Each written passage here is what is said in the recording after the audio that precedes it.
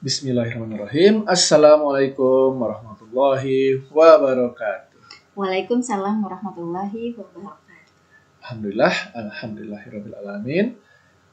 Malam hari ini kita kembali melaksanakan live talk show Bincang Hati bersama saya Devi Rahmadana dan saya Hani Siti Nuraini.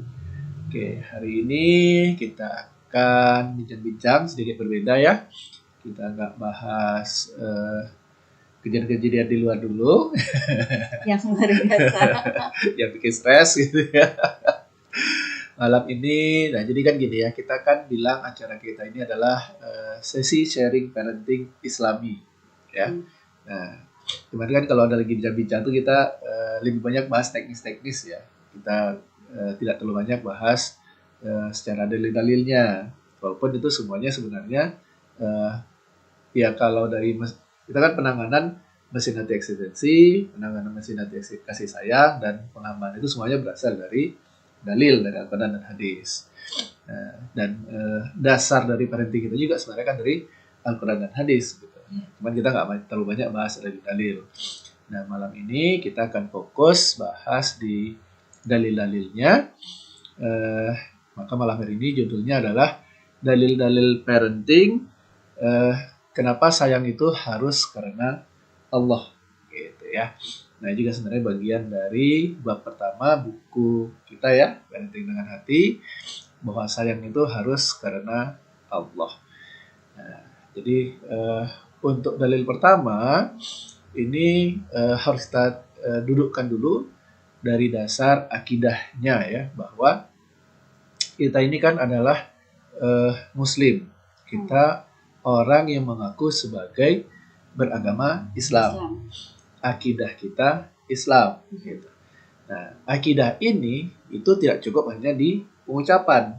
Iman itu nggak cukup hanya di pengucapan, hanya di lisan, tapi ada konsekuensi. Nah, konsekuensi inilah yang harus dalam bentuk amalan gitu. Amalan dalam segala hal, baik itu masalah pendidikan gitu kan, masalah kesehatan, masalah ekonomi, pengelolaan sumber daya alam gitu ya, masalah politik, masalah pemerintahan, ya termasuk juga masalah pendidikan kita kepada anak. Bagaimana kita mengasuh anak, apa alasan kita mengasuh anak gitu ya. Kenapa kita sayang kepada anak kita? Bukan ya semata-mata karena lahir dari ayah dan ibunya gitu. Tapi juga harus ada alasan yang lebih kuat lagi gitu ya.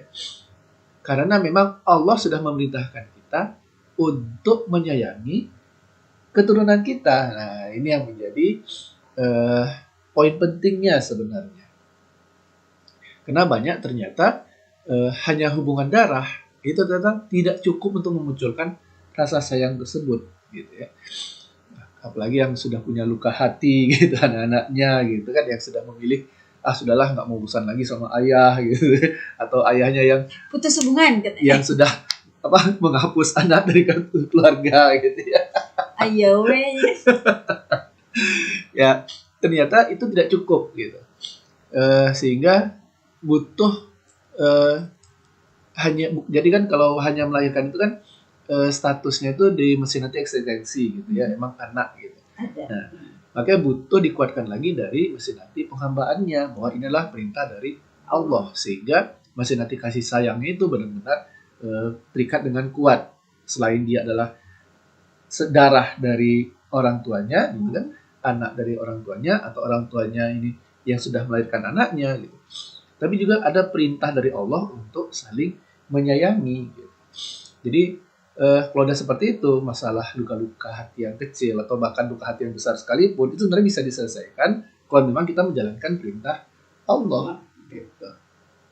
Atau misalnya orang tua kecewa, zaman dulu kan begitu ya, pengen anak laki, lahirnya anak perempuan, kecewa gitu kan. Terus anaknya nggak dianggap gitu. Atau didandanin kayak laki-laki gitu. Kecewa karena tidak sesuai harapan gitu kan. Itu kan sebenarnya hanya menyayangi karena eksistensinya saja gitu.